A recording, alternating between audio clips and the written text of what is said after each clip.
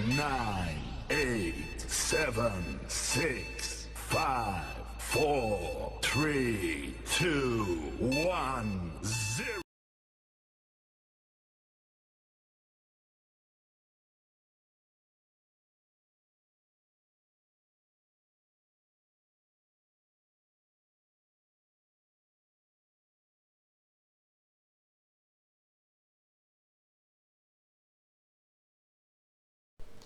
हाँ बताओ, last class में हम लोगों ने डेप्रिसिएशन देखा था ना? क्या देखा था? ढंग से देखेंगे, एक बार रिकैप कर लिया जाए। जितना भी अब तक हम लोगों ने स्टडी किया, एक बार तो रिकैप बनता है, खासकर पीजीबीपी में। अब तक आपने देखा आता है ना रिकैप? हाँ, सीरियल्स। सेक्शन 28 बताया था, चार्जिंग सेक्शन। एनी प्रॉफिट और गेन अराइजिंग फ्रॉम बिजनेस और profession carried on by the SSC at any time during the previous year. दूसरा बताया था in case of an export SSC profit on sale of import licence, duty drawback, cash resistance. और last बताया था profit on transfer of duty entitlement passbook. Third बताया था the value of any benefit और perquisites arising from business और exercising of profession. Fourth बताया था की मैन इंश्योरेंस पॉलिसी। फिफ्थ बताया था एनी सैलरी, बोनस, कमीशन और interest whatever the name is receipt और receivable by a partner from its partnership firm is very much chargeable to tax under the head PGBP. Sixth number बताया था any compensation due to और receipt by any person for not carrying out business activity in India, for not sharing any no how, patent, copyright, franchisee licence, piece, formula etcetera और such type of commercial rights. Any compensation due to और receipt by any person from any other person on account of termination or modification in terms of a contract relating to any Indian company or other company, जिसमें foreign company शामिल है, termination or modification in terms of a contract relating to any Indian firm or Indian agency। और last बताया था wasting of the management in favour of the government. और सबसे last point जो मैंने छोड़वा दिया था, मैंने कहा था मत करो अभी, जब सेक्शन 35 AD आएगा तो उस समय हम लोग देखेंगे। क्लियर? सेक्शन 28 के बाद section 29 how to compute PGBP. मेरी ओर ना देखो, 30 to 43D तक के प्रोविजंस को देखो। सेक्शन 30 बताया था, स्टार्ट हो गया था कि अगर कोई बिल्डिंग पर, जो बिल्डिंग बिजनेस में यूज होती है, उस पर कोई रेवेन्यू नेचर का एक्सपेंडिचर होता है, rent, repair and maintenance, insurance and taxes, तो ये सारे खर्चे अगर रेवेन्यू नेचर के हैं, प्रीवियस ईयर में किए गए हैं, बिल्डिंग पर किए गए हैं, बिल्डिंग बिजनेस में यूज होती है, तो वो अलाउड होंगे अंडर सेक्शन 30। कैपिटल नेचर के ना हो, पर्सनल नेचर के ना हो। सेक्शन 31 बताया गया था plant and machinery, furniture and fixture पर किए गए रेवेन्यू नेचर के खर्चे, पहला बताया गया था रिपेयर एंड मेंटेनेंस एंड दूसरा इंश्योरेंस। ये 31 में अलाउड होता है, लेकिन रेंट और टैक्स अलाउड होता है सेक्शन 37 में। जो रेसिडिवल सेक्शन है वो कहता है सेक्शन 37 क्या बोलता है कि अगर कोई खर्चा 30 से 36 में अलाउड न हुआ हो, पीजीबीपी बिजनेस के लिए किया गया हो, प्रीवियस ईयर में किया गया हो, रेवेन्यू नेचर का हो, पर्सनल नेचर का ना हो, कैपिटल नेचर का ना हो, तो हमारा सेक्शन 37 उसको अलाउड करेगा। याद आया? सेक्शन 33A-B टी, कॉफ़ी और रबर डेवलपमेंट। अगर कोई एसएससी टी, कॉफ़ी या रबर डेवलपमेंट के बिजनेस में इन्वॉल्व है, इंगेज है, तो उसको इस सेक्शन में डिडक्शन मिलेगी अगर वो अपने प्रॉफिट का एक सर्टेन परसेंटेज एक रिजर्व में ट्रांसफर कर दे, जो एसबीआई है उसके नॉमिनी बैंक यानी कि नाबार्ड द्वारा अप्रूव्ड हो। टी, कॉफ़ी और रबर बोर्ड ने उस अकाउंट को अप्रूव कर रखा हो, बैंक में अकाउंट खोलवाना पड़ेगा, पैसों को ट्रांसफ़र करना पड़ेगा। कितनी डिडक्शन मिलेगी? 40% ऑफ द प्रॉफिट और actual amount deposited whichever is less. दूसरा, कब तक करना पड़ेगा पैसा transfer? Within 6 month from the end of the relevant previous year, और एक्चुअल अमाउंट और date of filing of return of income whichever is earlier. पैसों का मिस यूटिलाइजेशन नहीं होना चाहिए, यूटिलाइजेशन होना चाहिए। इसके लिए रूल्स बनाए गए, इसमें आगे कुछ प्रोविजंस बनाए गए। क्या बनाए गए? The following assets can not be purchased out from this fund. कौन कौन सी एसेट नहीं खरीद सकते? कोई भी ऐसी एसेट नहीं खरीद सकते जो 11 शेड्यूल में मेंशन्ड हो, जिस पर 100% डेप्रिसिएशन एक ही साल में या डिडक्शन एक ही साल में अलाउड हो जाती हो। तीसरा, कोई भी ऐसी एसेट नहीं परचेज कर सकते जो ऑफिस के लिए यूज़ होती हो, कंप्यूटर को छोड़कर कोई भी ऐसी एसेट नहीं खरीद सकते जो गेस्ट हाउस के लिए यूज़ होती हो या रेजिडेंशियल पर्पज़ के लिए। इस पैसे को जिस साल हम ड्रॉ करेंगे उसी साल यूटिलाइज करना पड़ेगा, उसी साल के अंत तक। हाँ, ये 5 कंडीशन ऐसी है जब पैसा ऑटोमेटिकली विड्रॉ हो जाता है। डेथ ऑफ एनएसएससी कोई टैक्सेबिलिटी अराइज नहीं होगी, लिक्विडेशन ऑफ अ कंपनी कोई टैक्सेबिलिटी अराइज नहीं होगी, पार्टीशन ऑफ एचयूएफ कोई टैक्सेबिलिटी अराइज नहीं होगी, लेकिन डिसकंटिन्यूएंस ऑफ बिजनेस और डिसोल्यूशन ऑफ पार्टनरशिप फर्म के केस में ये टैक्सेबिलिटी अराइज हो जाएगी, मिस यूटिलाइजेशन के केस में आ जाएंगे। जो भी एसेट खरीदेंगे उनको 8 साल के अंदर तक हम ट्रांसफ़र नहीं कर पाएंगे। अगर ट्रांसफ़र करते हैं तो उस अमाउंट पर, जिस अमाउंट से ये एसेट खरीदी थी उस फंड का यूज़ करते हुए उस पर टैक्स लग जाएगा, हाँ या ना। लेकिन इन दो गलतियों को गलतियाँ नहीं मानेंगे। पहली, इन दो गलतियों को गलतियाँ नहीं मानेंगे, 8 साल के अंदर भी आप ट्रांसफ़र कर सकते हैं अगर कोई कंपनी हमारे फर्म को टेक ओवर कर ले। दूसरा कि अगर हम ट्रांसफ़र कर देते हैं गवर्नमेंट को, गवर्नमेंट ऑर्गेनाइजेशन को, गवर्नमेंट अथॉरिटी को। दैट्स इट, क्लियर हुआ। सेक्शन 33 ABA बताया था क्या, साइट रेस्टोरेशन फंड। अगर कोई एसएससी पेट्रोलियम प्रोडक्ट्स, पेट्रोलियम या नेचुरल गैसेस के एक्सट्रैक्शन, प्रोस्पेक्शन और प्रोडक्शन में इन्वॉल्व है और सेंट्रल गवर्नमेंट के साथ उसका एक एग्रीमेंट हुआ है और अपने प्रॉफिट को वो एक सर्टेन परसेंटेज रिजर्व में ट्रांसफ़र करता है जो मिनिस्ट्री ऑफ पेट्रोलियम से अप्रूव्ड हो, उसको इस सेक्शन में डिडक्शन मिलेगी। कितनी? 20% ऑफ द प्रॉफिट और actual amount deposited whichever is less. कब तक जमा करना है? With in the same previous year, उसको एक भी दिन एक्स्ट्रा नहीं मिलेगा। बाकी सारे कंडीशन वही जो आप लोगों ने टी, कॉफ़ी और रबर डेवलपमेंट में तैयार किया। इसके बाद हम लोग आए थे डेप्रिसिएशन में। डेप्रिसिएशन में मैंने बताया था इन रेस्पेक्ट ऑफ टेंजिबल और intangible asset, in respect of tangible और intangible asset depreciation shall be allowed to the owner includes fractional owner on WDV by using WDV method on block of assets at the rates prescribed under this act. That's it. यही तो बताया था। Fractional ownership का detail मैंने बताया था, real owner का होना जरूरी नहीं। अगर मैंने कोई कैपिटल नेचर का एक्सपेंडिचर किया है तो मुझे उसकी डिडक्शन एज अ डेप्रिसिएशन मिलेगी, भले ही मैं उस जगह का मालिक हूं या नहीं। ब्लॉक ऑफ एसेट का मतलब यहां पर मैंने बताया था इंडिविजुअल एसेट का सिस्टम खत्म हो जाता है। Block of asset under section 2 subsection 11 define किया गया। Block of asset means the group of asset which falls under the same category and on which the same rate of depreciation is charged. याद आया? नहीं याद आया? हमने ये भी बताया था कि यहां पर या तो पूरा डेप्रिसिएशन मिलता है या तो आधा। यहां पर नंबर ऑफ डेज का चक्कर नहीं है।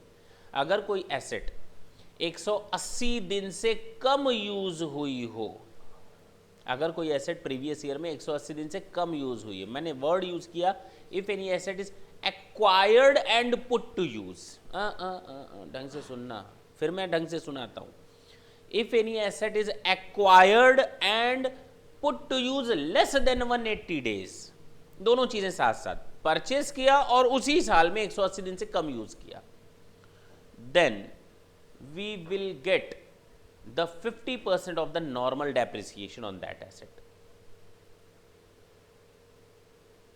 हमने एक एसेट परचेज की थी 30 मार्च 2013 को, तो प्रीवियस ईयर 13-14 में अगर रेट ऑफ डेप्रिसिएशन 10% है तो इसका 50% ही डेप्रिसिएशन अलाउड होगा, क्योंकि एक दिन एसेट यूज हुई है।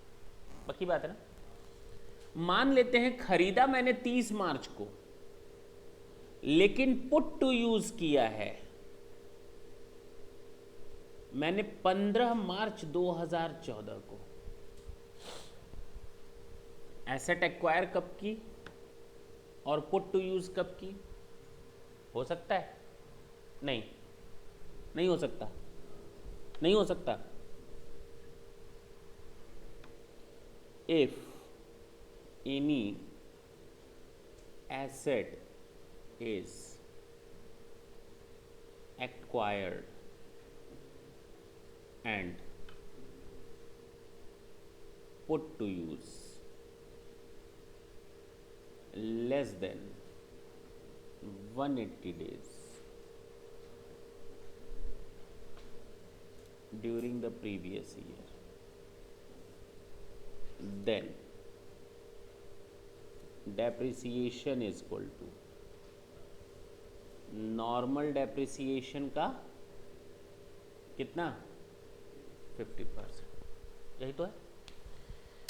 एक्ट ने इसको लिखा जरा इसको थोड़ा डिफाइन करने की कोशिश करते हैं। प्रीवियस ईयर 13-14 में एसेट एक्वायर किया 10 April 2013, put to use normally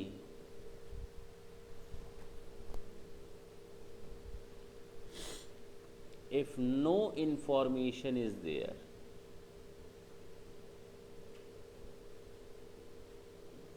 then assume on 10 April 2013 कोई इन्फॉर्मेशन नहीं दी तो मान लेंगे जिस समय खरीदी उसी दिन से पुट टू यूज हो गई। क्लियर है? पक्की बात है ना? लेकिन अगर ये इंफॉर्मेशन ना दी हो,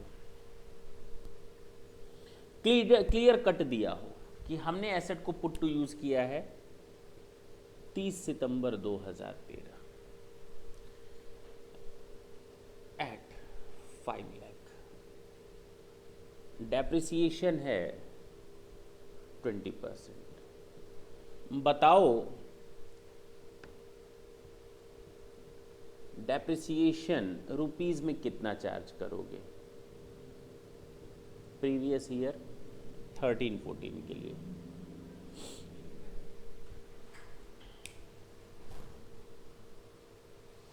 हमें हमारे सवालों का जवाब दो।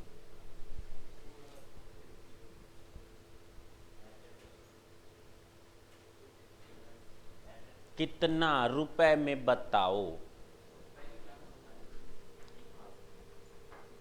अरे भाई बताते क्यों नहीं तुम लोग?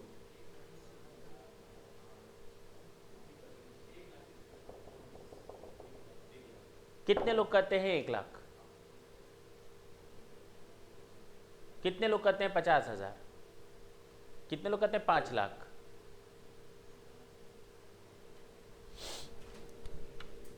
पचास हजार कोई है? कौन है? क्या होगा हमको बताओ। सुनो, हाँ बोलो।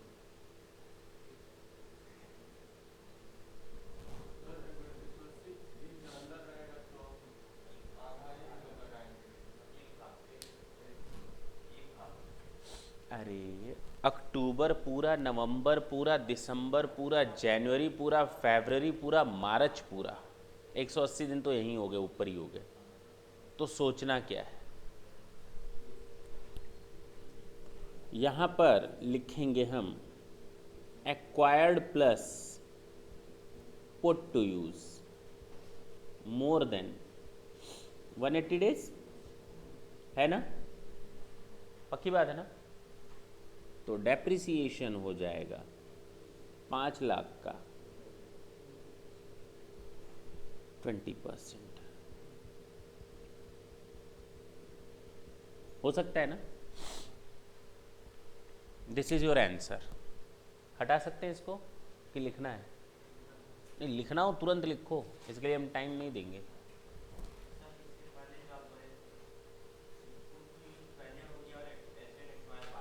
नहीं, ठीक, आ रहे।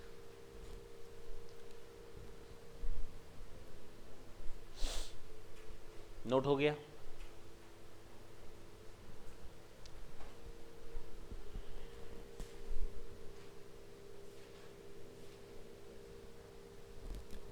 हाँ, मैंने ये चेंज कर दिया। आंसर बताएं।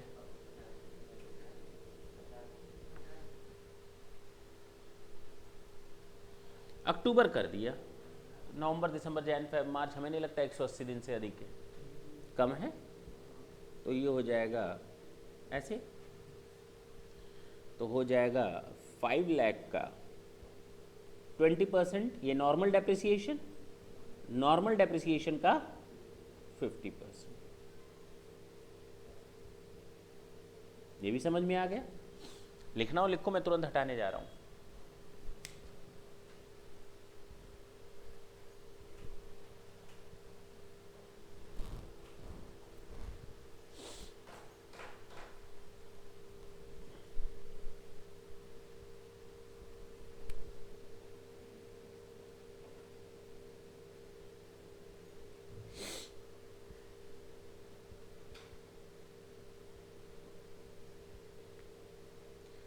दा धा।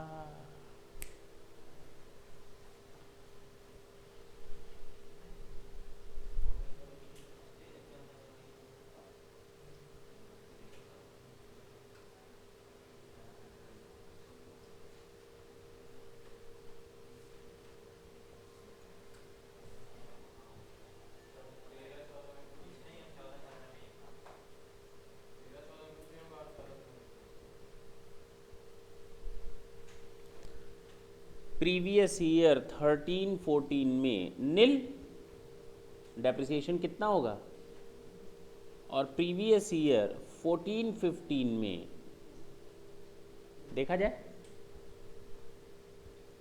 बोलो 180 दिन से ज्यादा है कि नहीं, पक्का बोलो ना, कितना आ जाएगा बोलो, 1 लाख। और अगर मैं इसको चेंज कर दूं सितंबर की जगह, अब बताओ कितना होगा,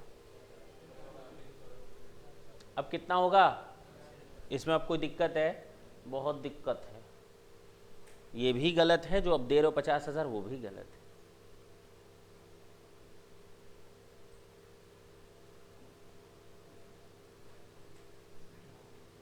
पूछोगे नहीं क्यों, मतलब सन्नाटे में चले गए तो चले गए, अरे पूछो ना सर क्यों। मैंने तुम लोग को साफ साफ हिंट दिया था, acquired and put to use, उसी साल एक्वायर हो उसी साल पुट टू यूज हो तो ये रूल लगता है, जो तुम लोगों ने अभी किया था। लेकिन यहां एक्वायर तो 1 साल में हो रहा है, पुट टू यूज किसी दूसरे साल में हो रहा है। एक्वायर किया 13-14 में, पुट टू यूज है 14-15 में, तो ये रूल कहां से लग जाएगा, नहीं लगेगा।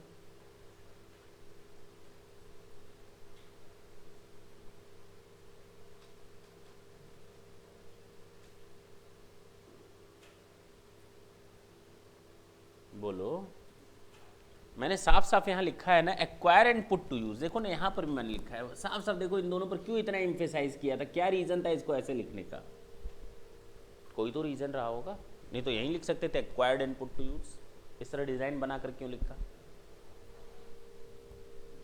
यानी एक्वायर्ड तो है 1 साल, पुट टू यूज है दूसरे साल। अगर बेटा दूसरे साल 1 दिन भी एसेट यूज हो गई तो पूरे साल भर का डेप्रिसिएशन लगेगा।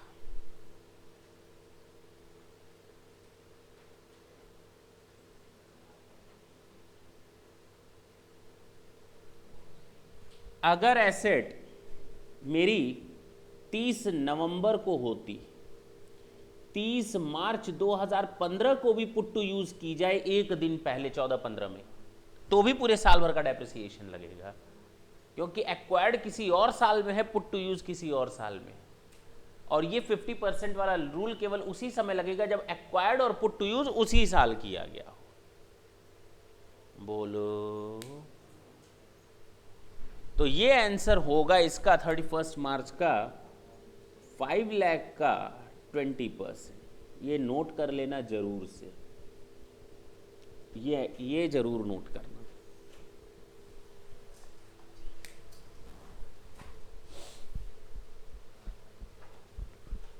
थोड़ा स्पीड लाएंगे आप लोग।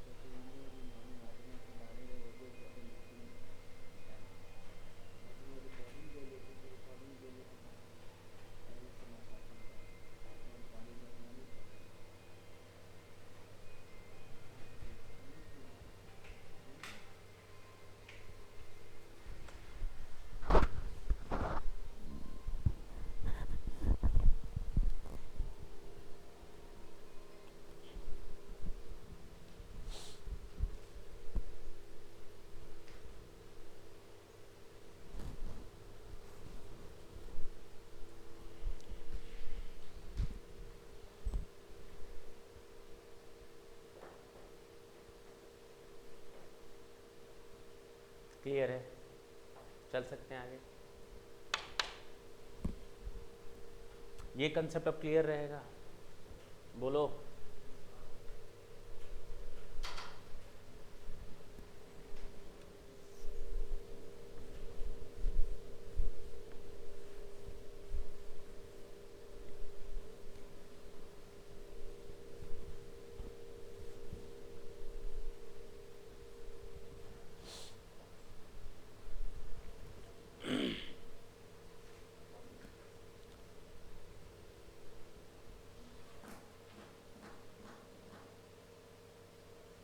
फॉर्मेट की बात करें, how to compute depreciation.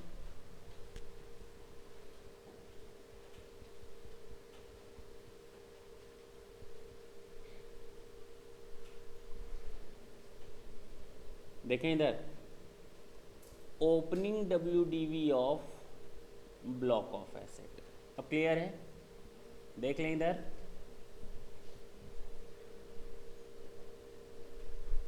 Plus actual cost of asset acquired during the previous year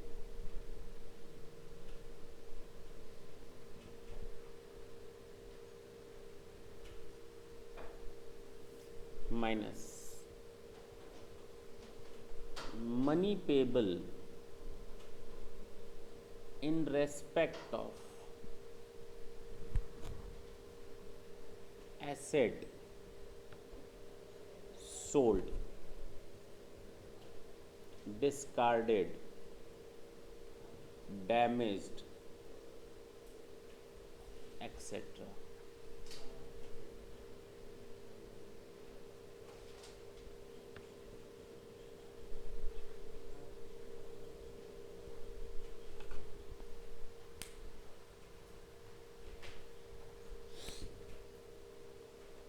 WDV for depreciation purposes.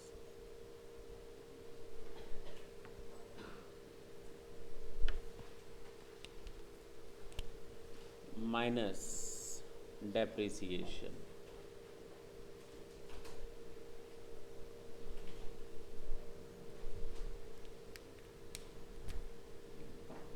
Closing WDV of block of asset.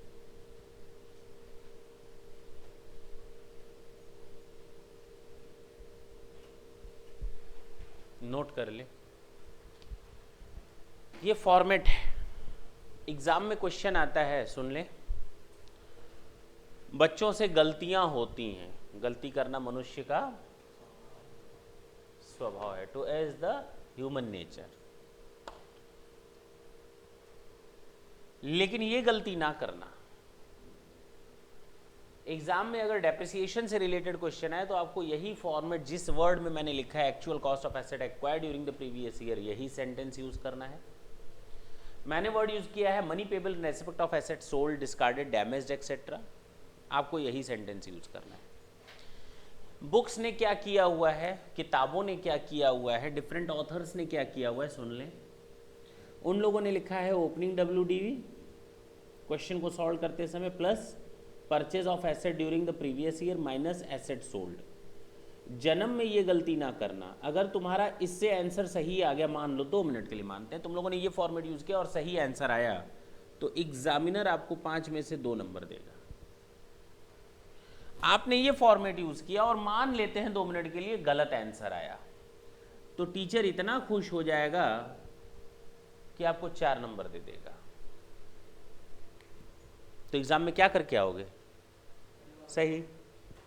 क्यों गलत करेंगे? यही करेंगे और सही करेंगे तो 5 में 5 लेंगे। क्यों हम 4 लेंगे? मतलब गलत करने की आदत पड़ी हुई है करके आएंगे तो गलत है करके आएंगे। अरे सही करके आना, 5 में 5 पाना, कोई दिक्कत थोड़ी।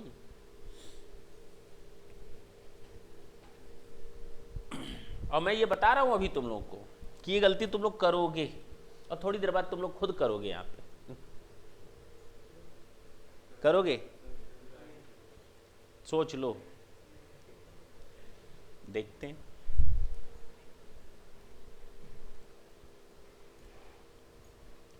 Opening WDV of block of assets plus actual cost of asset acquired during the previous year minus money payable in respect of assets sold, discarded, damage etc. minus depreciation. देखने में छोटा न लगेगा वो करे गौतम गंभीर, लेकिन जरा ध्यान देना, केवल इस लाइन का मतलब इतना मत समझ लेना जितना लिखा हुआ है। केवल ये एक लाइन नहीं है, ये पूरी 1 से 2 क्लास है।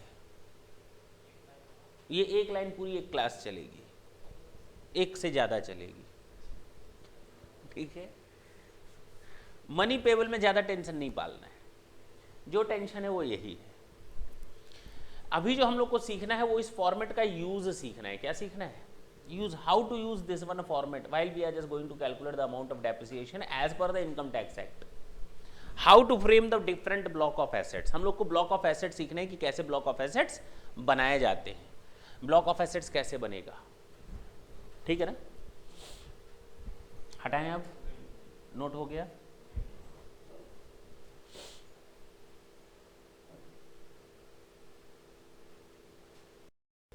पक्का ना?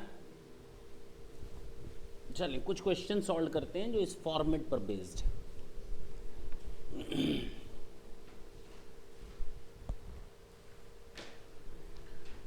हम जो अभी क्वेश्चन देंगे वो केवल एक पर्टिकुलर ब्लॉक ऑफ एसेट्स से रिलेट करेगा, तो अभी आपको ब्लॉक ऑफ एसेट्स बनाने नहीं है।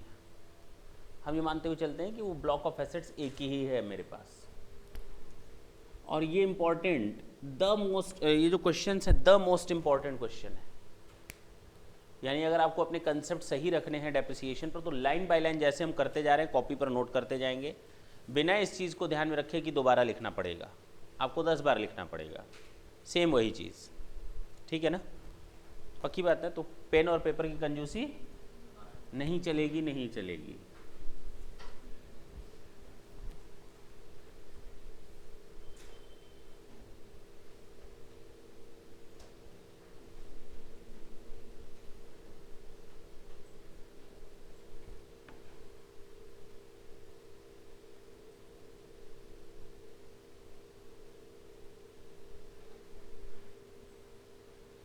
मेरे पास ये 3 एसेट्स थी, एक ब्लॉक है मेरे पास, एक ब्लॉक है मेरे पास और उस पर 3 एसेट्स हैं, ए, बी और सी। एक एसेट मान ली जाएगी, उसकी डब्ल्यूडीवी कितनी है? 5।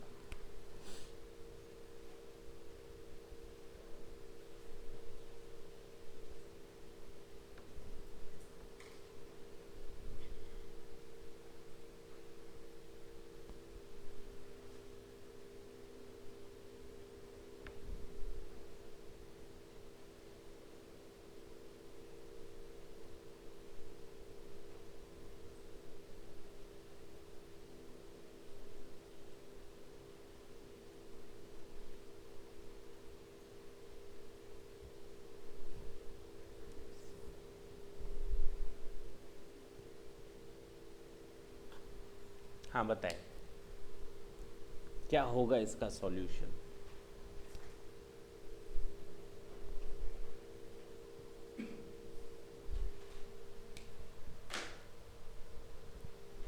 सबसे सिंपल क्वेश्चन है, calculation of depreciation, opening WDV. बोलो कितने से? Plus actual cost of asset acquired. कितने से? तुम लोग पूरा सेंटेंस लिखोगे, acquired during the previous year. हो गया? नहीं हुआ, नहीं हुआ, ये यहां बंद ना कर देना, माइनस करना। सर एसेट नहीं बेची है तो भी, हाँ, फॉर्मेट पूरा बनाना है। मनी पेबल, तुम लोग पूरा सेंटेंस लिखोगे, इन respect of asset sold, discarded, damage etcetera.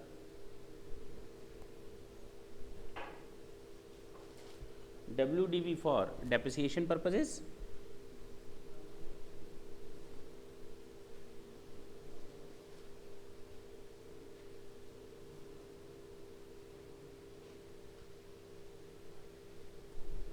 Minus depreciation. हाँ बताओ, इधर देखो, 7 लाख रुपए की एसेट है, न्यू, बाकी जो बची कितनी है न्यू, और ओल्ड कितनी है 5 लाख। क्या 180 दिन से अधिक है ना? तो 2 लाख का 20% सीधे सीधे कितना आ जाएगा? ओल्ड वाला तो पूरा है ही, कितना? टोटल डेप्रिसिएशन कितना हो गया? 1,40,000।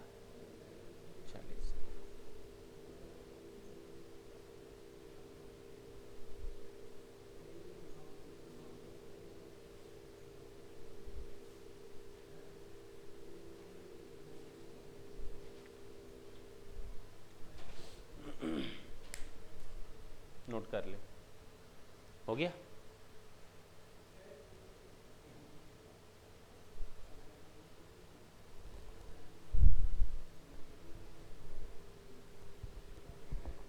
हटा सकते हैं।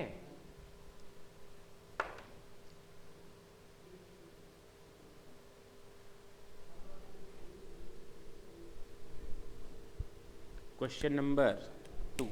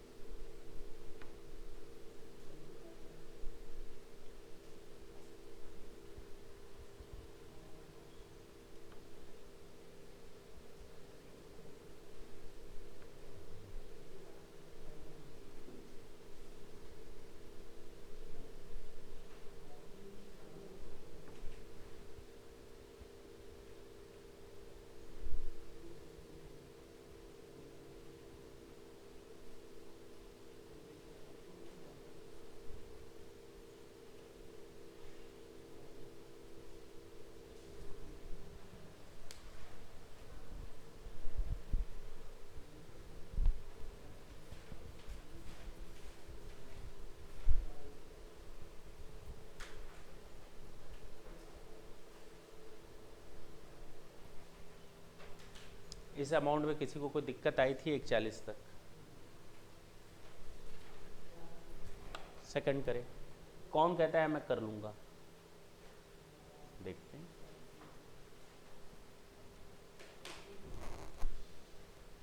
अभी तो पार्टी शुरू हुई।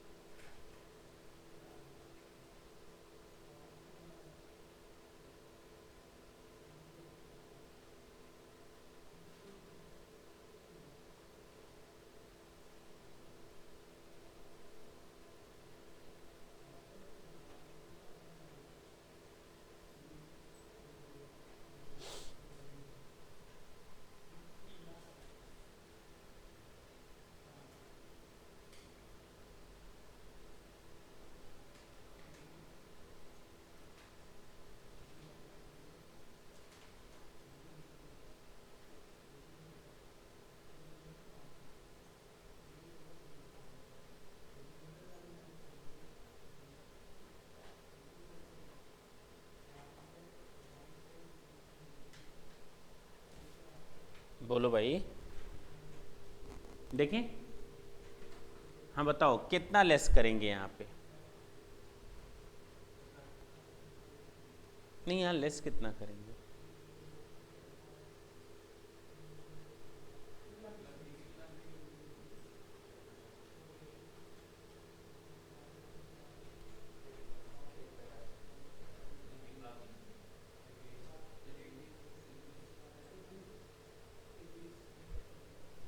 कितना लेस होगा?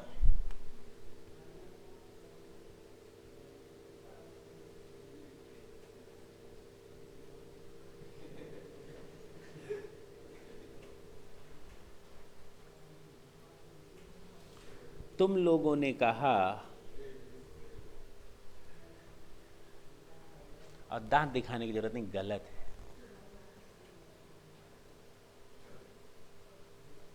तो सही क्या है? मैंने तुम लोग को पहले ही कहा था अकाउंट से थोड़ा किनारे हो जाओ। मैंने एक बार नहीं 50 बार बोला है कि अकाउंट को तो थोड़ा किनारे करो। तुम लोग के दिमाग में अकाउंट अभी भी चढ़ा हुआ है। बोला था ना मैंने, मतलब अकाउंट से किनारे होने का मतलब ये नहीं कि शाम को ये कहो सर हम लोग को तो जर्नल एंट्री भी नहीं आती।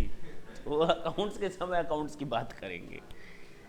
यहाँ पे हमें इससे अकाउंट से कोई लेना देना नहीं।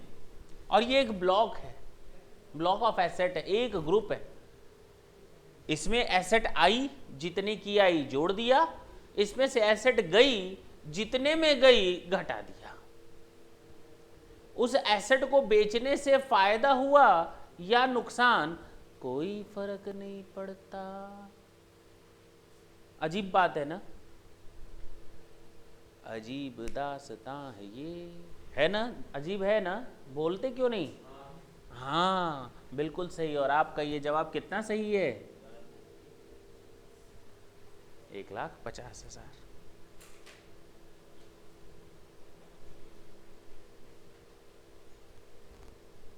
बोलो कितना सही है? अब बताएं कितना आएगा यहाँ पे? 5 लाख। सुनो ना, अरे सुन भी लो। अब हमें डेप्रिसिएशन कितने पर चार्ज करना है? बहुत कुछ अजीब घटने वाला है थोड़ी देर में। ये तो अभी शुरुआत भर है। इसमें से नई कितने की, तो पुरानी कितने की? कितना अजीब है नहीं? अभी भी सिंपल है, नहीं समझ में आया?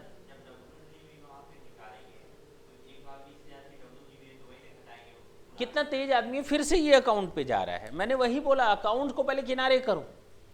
This is not your accountancy, this is your taxation. In the case of accountancy, we treat the profit or loss on sale of the asset because we pick the individual assets for the purpose of charging depreciation. Here we are not going to pick the individual system of asset. हम लोग यहाँ block of asset पर काम कर रहे हैं, individual asset पर काम नहीं कर रहे। तुम्हारे पास कितने की एसेट थी हाथ में? 5। कितने की और आ गई? कितने की सरक गई? 1.5 लाख। बात खत्म। अब कहोगे सर ये 30,000 का जो प्रॉफिट हुआ वो क्यों नहीं आपने शो किया? Ultimately the impact will be 0। मालूम है ये बात? अल्टीमेटली इंपैक्ट क्या होता है? 0। ये बात मालूम है? आज सिखा दे? सीखना चाहोगे? मन मारकर थोड़ी देर के लिए मान लेते हैं 5.5 लाख। 5.5 लाख में से 2 लाख हट गया तो बचा कितना? 350 का 20% कितना है? टोटल डेप्रिसिएशन कितना है? कितना बचा?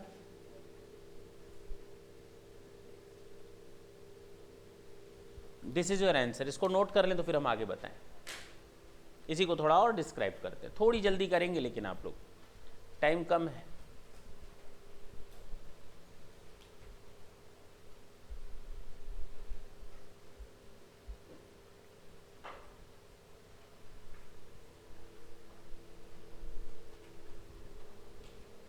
चलो भाई इधर देखो, थोड़ी देर के लिए हम लोग भूल जाते हैं, हम लोग टैक्सेशन पे हैं। थोड़ी देर के लिए हम लोग याद करते हैं अपना अकाउंट पर। अकाउंट पर भी तुम लोग कोई पहाड़ नहीं तोड़ते थे, अकाउंट पर भी रिजल्ट वही आता था, जीरो, मालूम है तुम लोग को। और टैक्सेशन में भी दोनों का रिजल्ट क्या आएगा, जीरो। अरे सर ये कौन सी बात होती है, यहाँ तो बिल्कुल अलग सिस्टम है, वहाँ तो बिल्कुल अलग सिस्टम है, लेकिन दोनों का हिसाब किताब जीरो। जरा देखते हैं कैसे देखा जाए।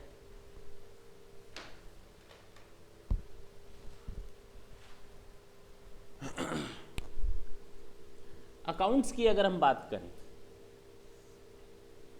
मैंने 5 लाख की कोई एसेट खरीदी थी और उस पर आज तक जो डेप्रिसिएशन लगा है दैट इज 4 लाख। उस एसेट की WDV कितने की बची हुई है, 1 लाख। ये हम अकाउंट्स की बात कर रहे हैं, थोड़ी देर के लिए भूल जा रहे हैं कि हम लोग टैक्सेशन पर। 1 लाख रुपए की एसेट बची हुई है और मैंने इसको सेल कर दिया एसेट को 1,20,000 में, कर सकते हैं? तो कितना प्रॉफिट आ गया, 20,000। अब जरा इसका पूरा इन टोटालिटी ट्रीटमेंट देखते हैं, अकाउंट्स में क्या फर्क आया होगा।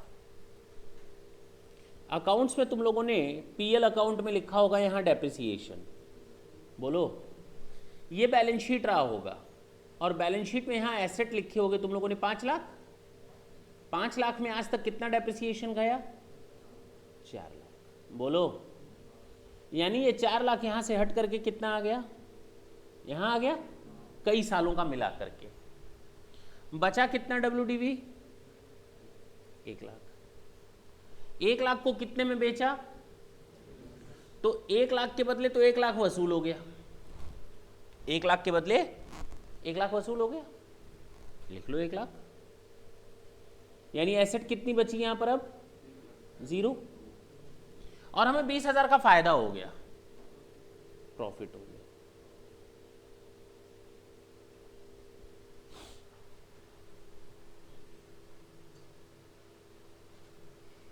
पक्की बात। थोड़ी देर के लिए अगर हम माने कि 1 लाख की एसेट को मैंने 1 लाख में बेचा तो प्रॉफिट कितना हुआ, यहां कुछ आएगा क्या, ये भी कौन सा साइड, ये कौन सा साइड, 4 लाख डेबिट और 1 लाख डेबिट, टोटल कितना डेबिट, और शुरू में कितना डेबिट, 5 पहले भी था और 5 अभी भी डेबिट है। ये 1 लाख कैश रियलाइज हो गया, 0 हो गया, अल्टीमेटली द रिजल्ट इज 0। कोई फर्क पड़ा नहीं, बोलो। अगर हम 1,20 में एसेट बेच देते हैं तो 20,000 कहां चला जाएगा, प्रॉफिट में, क्योंकि 5 लाख के बदले 5,20,000 वसूल हो गया। 4 लाख डेप्रिसिएशन के नाम से, 1 लाख रुपए एसेट के बदले एसेट और 20,000 उसके ऊपर। 5 लाख की एसेट पर 5,20,000 वसूल हो गया, हाँ या ना। मान लो एसेट नहीं बेचते तो हम 1 लाख का बाकी क्या करते, डेप्रिसिएशन चार्ज करते जाते। कितने सालों तक, 3 साल, 4 साल, 5 साल, 6 साल, पक्की बात है ना। जितने सालों तक वो एसेट 0 ना हो जाए तब तक हम डेप्रिसिएशन चार्ज करते जाते। और यहां से डेबिट उठ करके इस डेबिट में गिरता, वहां से डेबिट उठ करके इस डेबिट में गिरता, कोई दिक्कत नहीं थी। टैक्सेशन क्या बोलता है, इसी चीज को थोड़ा रिफाइन कर देता है। टैक्सेशन क्या बोलता है, इसी चीज को थोड़ा रिफाइन वे में लाता है। वो कहता है 1,20,000 की चीज थी, 1,50 में आपने बेच दी। 1,20 की चीज को आपने कितने में बेचा, आप ये क्या क्लेम कर रहे हो, डेप्रिसिएशन। किस चीज का डेप्रिसिएशन, कैपिटल एसेट का। आप उस खर्चे की डिमांड कर रहे हो जो खर्चा आपने 1 साल के लिए नहीं किया, कई सालों के लिए किया है, और उसको धीरे धीरे धीरे धीरे आप अपना फायदा ले रहे हो, यानी अलाउंसेस ले रहे हो। इनकम टैक्स में डेप्रिसिएशन को अलाउंसेस का नाम दिया गया है, अकाउंट्स में डेप्रिसिएशन को चार्ज अगेंस्ट प्रॉफिट का नाम दिया गया है। दोनों में जमीन आसमान का फर्क होता है। अकाउंटेंसी में depreciation is to be known as charge against profit, means आपको तो डेप्रिसिएशन माइनस करना ही करना है, चाहे प्रॉफिट लॉस में क्यों ना कन्वर्ट हो जाए। टैक्सेशन में डेप्रिसिएशन एक अलाउंसेस की तरह माना गया है। देखो ना, फ्रैक्शनल ओनरशिप में भी हमको डेप्रिसिएशन मिल रहा था, कितनी अजीब बात है। उस समय अजीब तो नहीं लगा होगा, लगा था। देखो यहां पर अजीब बात है कि fractional ownership, I am not the actual owner of the asset, but even though I am just getting the benefit of depreciation if I have incurred any expenditure towards capital nature. अगर हमने कोई capital nature का expenditure किया है तो उस पर मुझे डेप्रिसिएशन मिल रहा है. It means government is bound to allow us the benefit of depreciation as an allowances if we are going to incur any capital nature expenditure. तो गवर्नमेंट ने कहा दिस इज अलाउंसेस, ये आपको बेनिफिट है. अगर 1 लाख की चीज 1,50,000 में, 1,20,000 की चीज 1,50,000 में बेच दी तो ये मेरे पास एक ही एसेट है ना. इसको हमने यहां लिखा है कि धीरे धीरे हमको डेप्रिसिएशन मिलेगा, मेरा प्रॉफिट कम होता जाएगा, मुझे धीरे धीरे डेप्रिसिएशन मिलेगा, मेरा प्रॉफिट कम होता जाएगा. अगर कोई 1,20 की चीज 1,50 में मैंने बेच दी तो मैंने इसकी रिकवरी कर ली ना. अल्टीमेटली हम क्या कर रहे हैं, अपने एसेट की रिकवरी कर रहे हैं एज एन एक्सपेंडिचर, ताकि हमको टैक्स कम देना पड़े. यही तो है. तो गवर्नमेंट ने कहा ठीक है, this is your recovery of expenditure which you have incurred. आपने ये एक्सपेंडिचर किया, इसकी रिकवरी हो गई. अब कहेगा डेप्रिसिएशन, अब कहेगा डेप्रिसिएशन. अगर आपने कोई खर्चा किया है उसकी रिकवरी हो गई तो बात खत्म. बोलो, बात समझ में आई? अभी भी नहीं आई होगी, अभी धीरे धीरे आएगी, चिंता ना करना. अगर आपने कोई खर्चा किया है और उसका रिकवरी हो गया तो आप उसको माइनस कर लो, बाकी अब आप इतना डेप्रिसिएशन और ले लो. कितना रुपया? 5,50,000. 5,50,000 पर आप डिडक्शन लो, क्योंकि आपने कैपिटल नेचर का एक्सपेंडिचर किया है. जितना कैपिटल नेचर एक्सपेंडिचर आप करोगे उतना हम डिडक्शन देने को तैयार. तो आपने टोटल खर्चा कितना किया? 7 लाख. उसमें से वसूल कितना कर लिया? 1,50,000. बाकी के लिए हम तो बाउंड है ही आपको डिडक्शन देने के लिए. थोड़ा थोड़ा क्लियर हुआ सर, पूरा अभी क्लियर नहीं हुआ. नोट हो गया? नोट हो गया? मैंने 1,20,000 की चीज 50,000 में बेच दी. Question number 3. अब क्या हो? अब क्या हो कि जब मैंने 1,20 की चीज कितने में बेच दी? 50,000. सॉल्यूशन क्या होगा? सोचो, 1,20 की चीज मैंने 50,000 में बेच दी. 70,000 रुपए मुझे लॉस हुआ. क्या हुआ? लॉस हुआ. फिर से मैं बताऊंगा तुम लोगों को अकाउंट्स में क्या ट्रीटमेंट है और टैक्सेशन में क्या ट्रीटमेंट है. सुनो इधर. अकाउंट्स में तुम लोग क्या करते? डेप्रिसिएशन ले लेते तुम लोग. कितना टोटल आज तक का? 1,20 की एसेट है, 50,000 है, तो डेप्रिसिएशन मान लेते हैं एक्चुअल कॉस्ट है 2 लाख. और WDV कितनी है? 1,20. सेल कितने में कर रहे हो? 50,000. यही तो है. क्या जर्नल एंट्री करते? डेप्रिसिएशन की जर्नल एंट्री करते. Depreciation account debit to asset. कितने रुपए डेप्रिसिएशन? 80,000. 2 लाख की चीज 1,20 पर आ गई तो इसका मतलब 80,000 का डेप्रिसिएशन. बोलो ना. अब मेरे पास एसेट बची 2 लाख में से 1,20 गया. कितने की एसेट बची? 2 लाख में से 80 गया तो 1,20. 1,20 को सेल कितने में किया? Bank account debit to asset. कितने से? 1,20 से एसेट खत्म हो गई. 50,000 में बेचा है तो लॉस कितना हो गया? बोलो. 70,000. तुम लोग यही जर्नल एंट्री करते, हाँ या ना? एसेट परचेज पर क्या जर्नल एंट्री करते? 2 लाख की एसेट परचेज करते तो asset account debit to bank. हम बार बार बोल रहे हैं टैक्सेशन में अकाउंट मत ले आना, लेकिन दोनों में फर्क बताना है तो जरूरी है ना कि अल्टीमेटली इंपैक्ट क्या जा रहा है. शायद उस समय प्रॉफिट आ गया था इसलिए तुम लोग को थोड़ा समझने में दिक्कत हुई. लॉस में तो वो भी समझने में दिक्कत नहीं आएगी. ये मेरी एंट्री बनी. एसेट खरीदा, उस पर डेप्रिसिएशन लगा, उसको बेच दिया. साल के अंत में हम लोग क्या चीज पीएल में ट्रांसफर करते हैं? डेप्रिसिएशन. साल के अंत में लॉस को पीएल में. अच्छा देखो ना, एसेट 2 लाख से डेबिट, एसेट 2 लाख से क्रेडिट, 0 हो गया.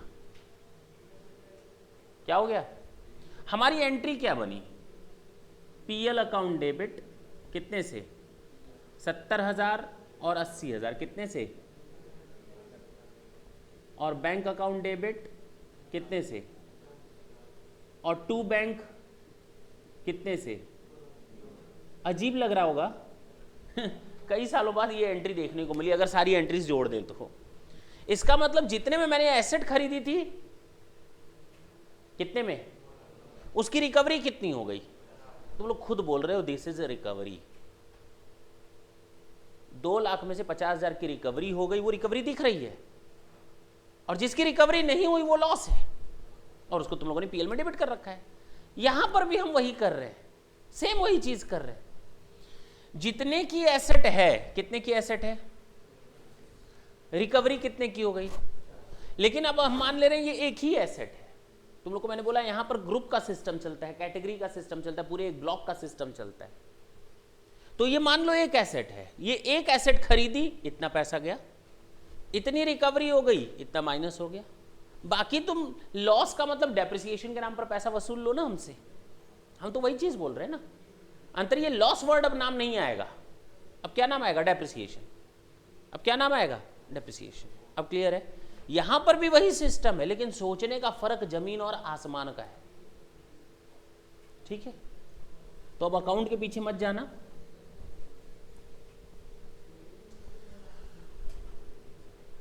अब तो क्लियर हो गया होगा। अब बताओ 1/20 की चीज मैंने कितने में बेची, 50। सर जी 7 में से 50 गया, 6/50, हाँ या ना? आपने लॉस नहीं दिखाया। अब बताइए ना, 70,000 रुपए की WDV आपने इसमें शामिल कर रखी है, वो एसेट तो हमारे पास है ही नहीं, आपने इसमें लिखा हुआ है। ठीक है, अकाउंट्स के हिसाब से तुम लॉस में ट्रांसफर कर देना, और हम टैक्सेशन के हिसाब से धीरे धीरे धीरे धीरे क्या लेते जाएंगे, और डेप्रिसिएशन कहाँ जाता है, पीएल में ही। अल्टीमेटली जाएगा सब चीज पीएल में ही, चाहे डेप्रिसिएशन के नाम से, चाहे लॉस के नाम से। अब क्लियर है? चाहे डेप्रिसिएशन के नाम से, चाहे लॉस के नाम से। तो हमने वही लिखा है, झंझट खत्म, हमने उस चीज को छोड़ दिया। अब कितना बचा, 6/50 को अगर हम काउंट करें तो 6/50 में नई 2 लाख की, और पुरानी 31, 5/20। This is your answer. थोड़ा जल्दी नोट करेंगे।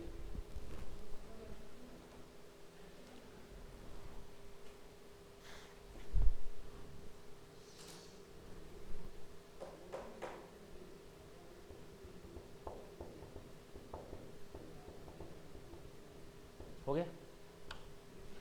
क्या हो, सुनो,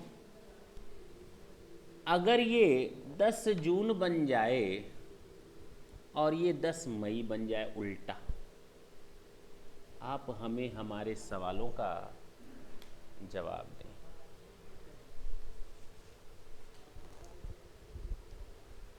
क्वेश्चन नंबर 4 है, 5 है, 4।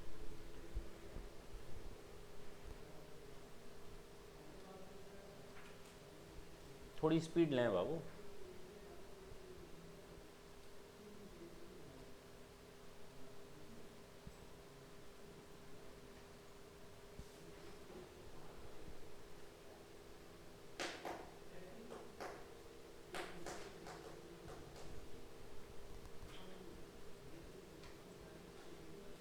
पहले बेचा है, बाद में खरीदा है।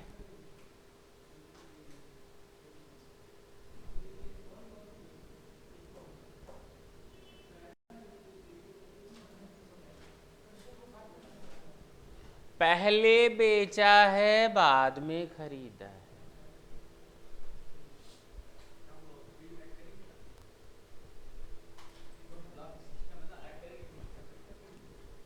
अब पहले ऐड करोगे या पहले लेस करोगे? पहले क्या करोगे, लेस। नहीं समझे नहीं, पहले लेस करोगे या पहले ऐड करोगे? नहीं नहीं, हमें ये बताओ ना, जून और मई, मई में बेचा है तो पहले मई या पहले जून? अकाउंट नहीं है, फिर से वही बात, टैक्स है। बार बार ये दिमाग से निकाल दो कि अकाउंट्स होता है तो सिंक्रोनाइज्ड मैनर में चलते हैं, लाइन बाय लाइन चलते हैं, डेट वाइज चलते हैं, छोड़ दो उसको। यहाँ बेचा हो खरीदा हो पहले या बाद में, उससे कोई लेना था नहीं, format is the same, answer is same, बात हो गई खत्म। हो गया खत्म. This is the same answer. लिख दो same as above. Question number 5 वापस लाते हैं उस चीज को.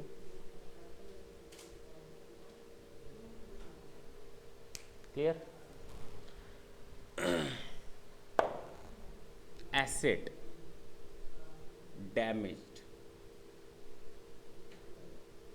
ए और उससे मिला भेली. एसेट डैमेज हो गई और उसकी WDV थी 1,20,000. अब एसेट है ही नहीं, या चलो एसेट चोरी हो गई. डैमेज मत लिखो, थेफ्ट हो गई, चोरी हो गई.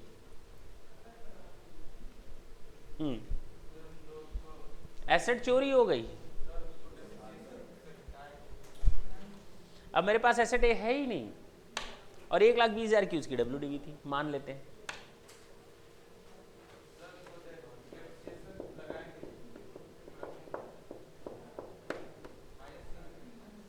यहाँ कितना आ जाएगा? ये कितना आएगा? सोच लो. और यहाँ कितना आएगा? तुम लोग ये बोल रहे हो कि मेरे पास ये दोनों एसेट हैं जिसमें ए भी शामिल है, और उस ए पर जो एसेट है नहीं उस पर तुम डेप्रिसिएशन लेने जा रहे हो. हाँ, धीरे धीरे रिकवरी होती रहेगी, क्या दिक्कत है? टेंशन किस चीज़ की? अकाउंट थोड़ी है. बात समझना. एसेट है नहीं मेरे पास, चोर चोरी लेकर गया, वो यूज कर रहा है अपने घर पे, डेप्रिसिएशन हम चार्ज कर रहे हैं.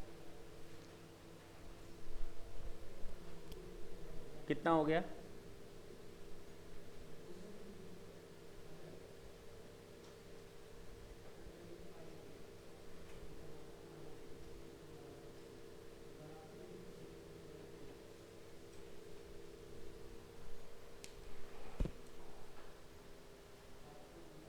क्लियर? अरे वैसे हम पूरा लॉस एक ही बार में डाल देते हैं अकाउंट्स में, और टैक्स में क्या है, वही लॉस कई सालों में धीरे धीरे धीरे धीरे हमको अपने आप मिलेगा. क्लियर है ना?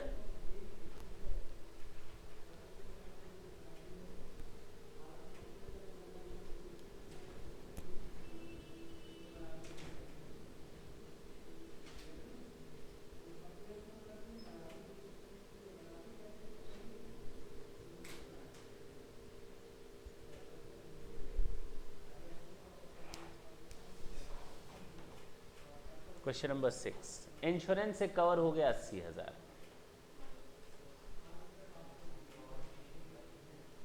हाँ बोलो. रिकवरी यानी सेल हो गई. हाँ या ना? कितने की? सोच लो. हमें नहीं लगता अब कोई दिक्कत आ रही होगी. अब तो तुम लोग तेज हो गए हो. हाँ बेटा.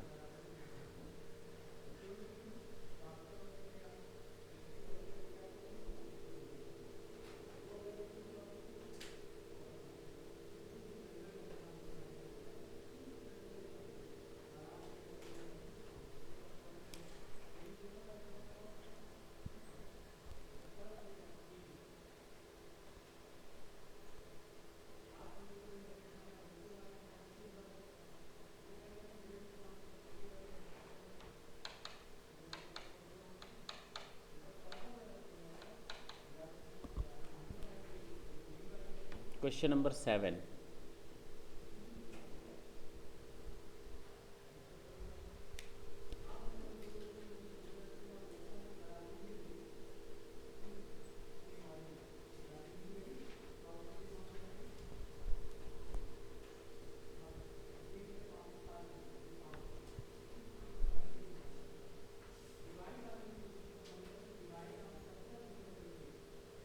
हाँ,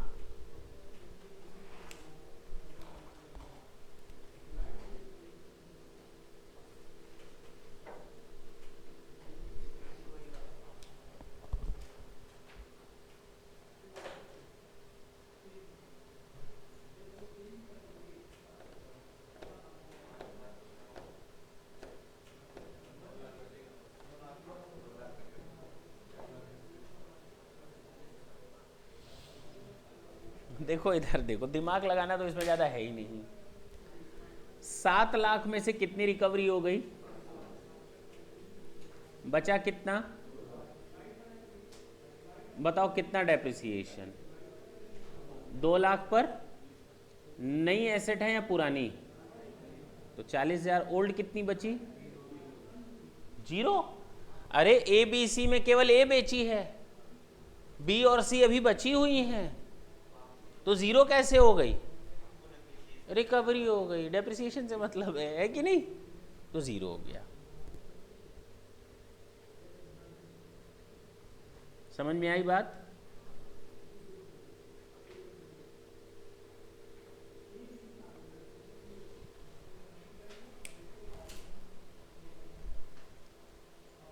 चलें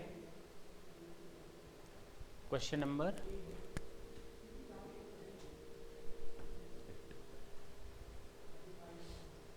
क्वेश्चन पूरा नोट कर रहे हो ना, अभी देखेंगे कॉपी में, बता दे रहा हूं। मैंने शुरू में ही बोल दिया था आलस मत करना, बाद में केवल रोने के सिवाय कुछ नहीं होने वाला एग्जाम टाइम में। ये गलत हो गया, वो गलत हो गया, कहो तो डेटा हर क्वेश्चन में चेंज कर दें अगर कॉपी करना है तो, तब तो जल्दी जल्दी नोट करोगे।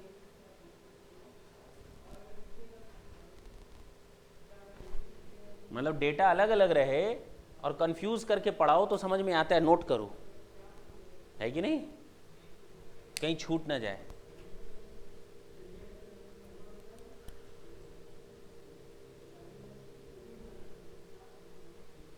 कितने में बेच दी,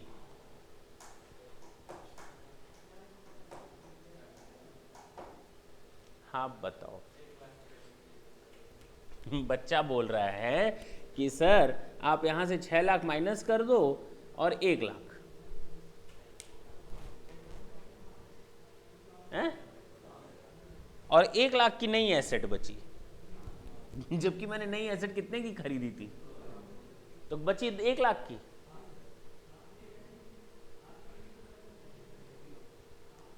ये तो सीधे सीधे सफेद झूठ नजर आ रहा है कि 7 लाख की एसेट खरीदी, केवल ए बेची, बी भी पड़ी है, सी भी पड़ी है, डी भी पड़ी है।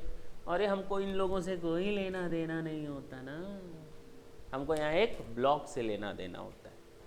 अब मेरे पास एसेट कितने की बची, 1। नई है ना पूरी, सारी सारी नई तो है, न्यू है। 1 लाख का 20%, बस हमको रिकवरी हो रही है एसेट की, क्या दिक्कत है।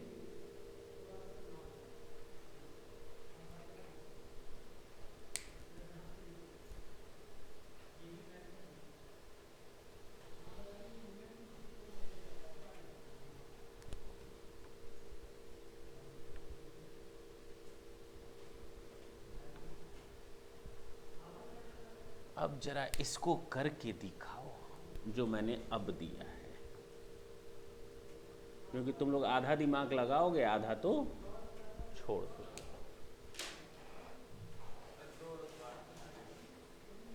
हमें नहीं मालूम,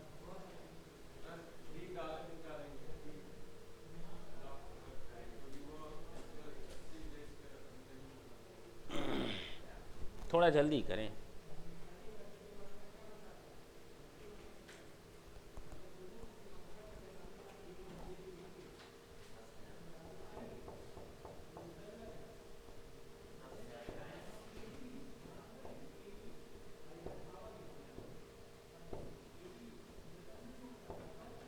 अरे एक बात बताओ, 7 लाख नहीं है एसेट, 5 लाख की एसेट थी मेरे पास, किस तारीख को, किस तारीख को, और मैंने उसके बाद कौन सी डेट आएगी, नवंबर या जून, जून में, जून में 5 लाख के बदले कितनी रिकवरी हो गई, 6 लाख की।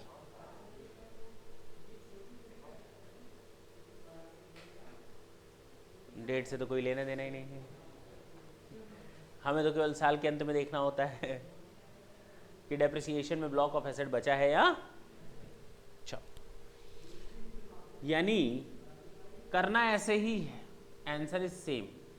अंतर यह है कि अब ये 180 दिन से कम है तो इसका 50%, यानी 10,000। अब क्लियर है? नोट कर लो।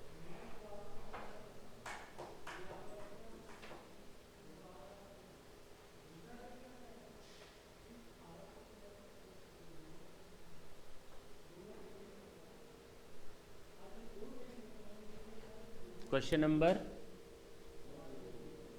10।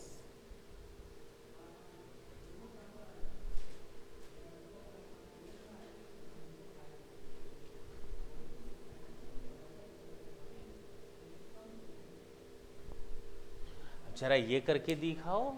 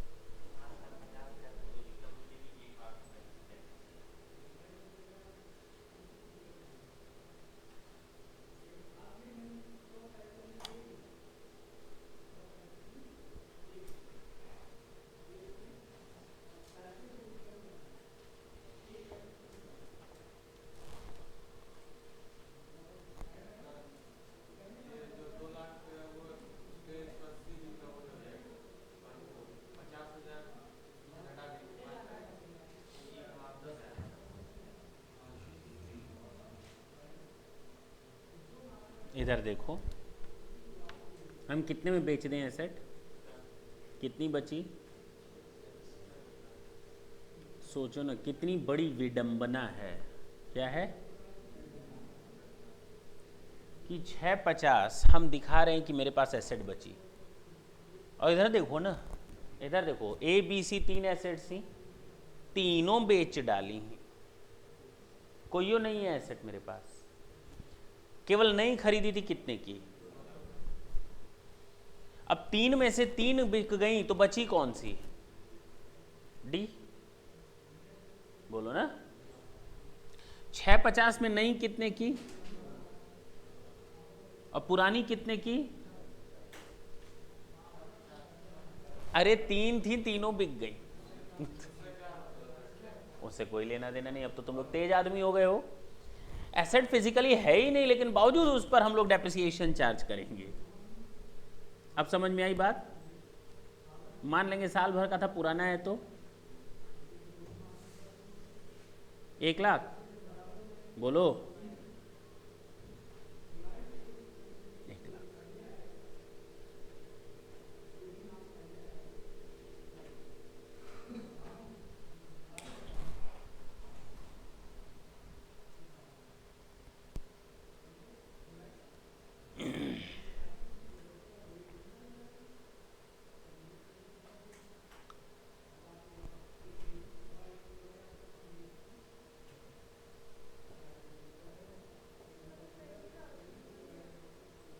ये 180 दिन से कम है ना? अच्छा 40,000 है। Sorry sorry sorry sorry.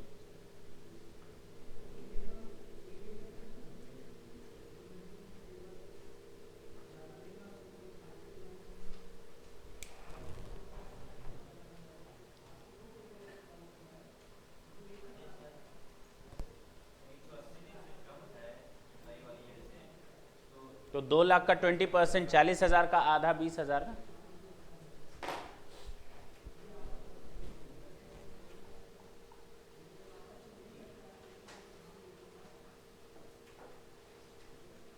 हमें तो नहीं लगता कोई दिक्कत आ रही होगी। अब नहीं आ रही, पक्का ना? नेक्स्ट क्लास में हम लोग इससे खतरनाक खतरनाक क्वेश्चन से रूबरू होंगे। ये तो आज हम लोगों ने एक बेस खींच लिया, और अभी तो एक्चुअल कॉस्ट की पूरी कहानी बाकी है, और उसमें 12 एक्सप्लेनेशंस हैं। कितने? उसमें भी ए बी सी करके कुछ ना कुछ है। ठीक है ना? तो मज़ेदार क्लास तो नेक्स्ट होगी, और थोड़ा ज़्यादा टाइम देंगे। ठीक है ना? टाटा बोलें? अगर इसके आगे मैंने क्वेश्चन कराया तो कुछ ना कुछ अब दिमाग घूमने लगेगा, पक्की बात है। हाँ,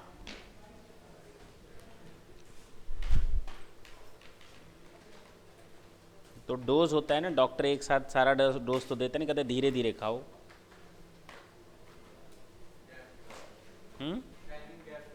हाँ, थैंक यू बच्चों।